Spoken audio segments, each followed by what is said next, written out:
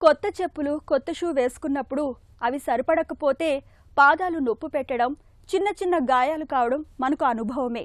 అయితే కాళ్లకు ధరించే షూ సరిగ్గా లేకపోతే నడుము నొప్పి కూడా సమస్యగా మారుతుందని హెచ్చరిస్తున్నారు నిపుణులు. షూ సరిగ్గా లేకపోవడం వల్ల వెన్నుపై ఎలా భారం పెరుగుతుందో, అది నడుము నొప్పికి ఎలా దారితీస్తుందో ఇప్పుడు తెలుసుకుందాం.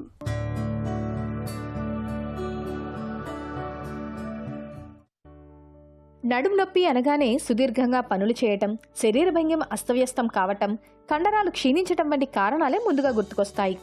కానీ మనకు తెలియని, పెద్దగా పట్టించుకొని, అసలు ఊహలోకే రానిది నడుము నొప్పికి దోహదం చేస్తుంటే, నిశ్శబ్దంగా నడుము నొప్పిని ప్రేరేపిస్తుంటే అంతటి అనూహ్యమైనదేంటననుకుంటున్నారా?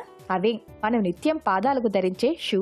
ఇవి నడకను, కదలికలను, పాదాల మీద పడే ఒత్తిడిని గ్రహించుకోవటాన్ని కూడా ప్రభావితం చేస్తాయి. షూ, చెప్పులు సరిగ్గా లేకపోతే పాదాలపై ఒత్తిడి పడుతుంది. ఇది వెన్నెముక మీద ప్రభావం చూపుతోంది. సరైన షూ వేసుకోకపోతే పాదాల మధ్య వంపునకు తగినంత దన్ను దొరకదు. పాదాలు లోపలి వైపునకు లేదా బయట వైపునకు ఒరిగిపోవచ్చు. దీంతో నడక తీరు మారచ్చు. ఫలితంగా పైనుండే మోకాళ్లు, తుంటితో పాటు వెన్నెముక మీద ఒత్తిడి పెరుగుతోంది. క్రమంగా నడుము నొప్పికి దారితీస్తుంది.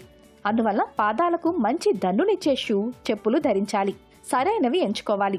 షూ కొనేటప్పుడు పాదాలను, వేళ్లను నొక్కనివే ఎంచుకోవాలి. వాటిని ధరించి కాసేపు అటు ఇటు నడిచి సౌకర్యంగా ఉన్నాయేమో చూసుకోవాలి. కదులుతున్నప్పుడు నొప్పి గాని, చిరాకు గాని పెడుతుంటే ఇబ్బంది తప్పదని గుర్తించాలి. ఎత్తు మడమలు లేనివి లేదా తక్కువ ఎత్తు మడమలు ఉన్నవైతే మంచిది. ఎక్కువ కాలం ఎత్తు మడమల చెప్పులు ధరిస్తే వెన్నెముక వంపు పెరిగి నడుము నొప్పికి దారితీస్తుంది. హీల్స్ 2 అంగుళాల కన్నా తక్కువ ఉండేలా చూసుకోవాలి. శరీర భంగిమను దెబ్బతీసే షూ నడుము నొప్పికి దారితీస్తుంది.